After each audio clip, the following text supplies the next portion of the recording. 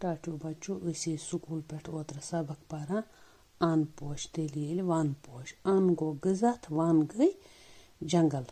यह स्कूल पे सबक पोर्मुत मगर अमिक सवाल लेखन आज लेखो अमकन सवालन जवाब।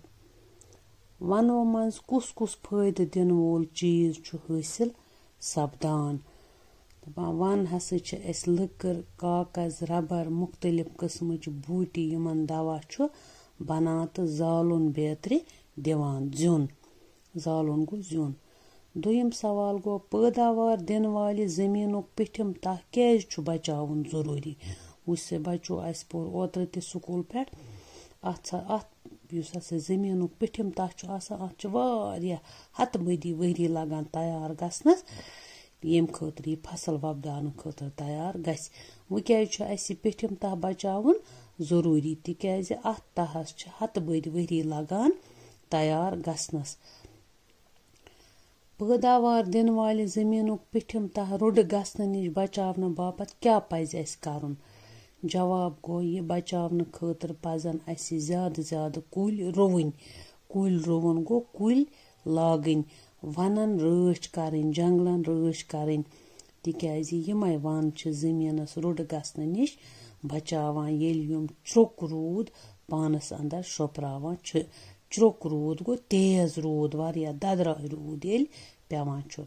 चूरम सवाल गो वन कित कन सहलाबुक जोर कम करनस मज मदद करान। दपान यम हसा वनन हंद गन बाड़ो दार तो मूल दार कुल चुक रूद पानस अंदर शोपरावान तो कह रूद आस्ता आस्ता आस्ता आस्ता गो वार वार पाथलिस कुन वसान मैदानी जमीनस कुन कुल गयर तो मूल अत जोर सान बोन वसन दिवान इत पे सहलाबुक जोर कम गसान। बच्चो ब्याक सवाल सब्ज पन वथरन क्या नोजुक लेबॉर्ट्री वनान तिकाज सब्ज पन वथरन कार्बन डाइऑक्साइड पानस अंदर शोपरावान तो ऑक्सीजन वापस त्रावान यम ऑक्सीजन सत सारे जू ज़ात जिंद छ। पत गो शेयम सवाल अगर वनन मन सारी कुल चटन यन तेल क्या सपदि। अगर वनन मन सारी कुल चटो माहौल डल पैदावार बव ओलूदगी हुर जमीन गस फाट फाट गसन गो बंजर गस सह बन फसल वपदानस लायक कह जमीन खुसन राव तो जू ज़ाचन वात ददार। बच्चो पत ब्याक सवाल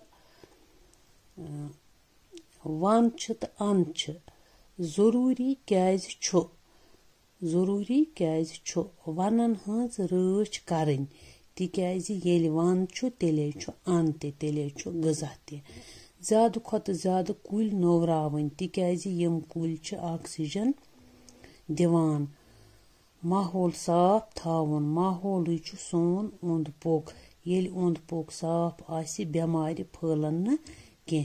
पत बच्चो ब्याक सवाल वेचने करियो वन तो अन येल जंगल तेल गज़ा ते।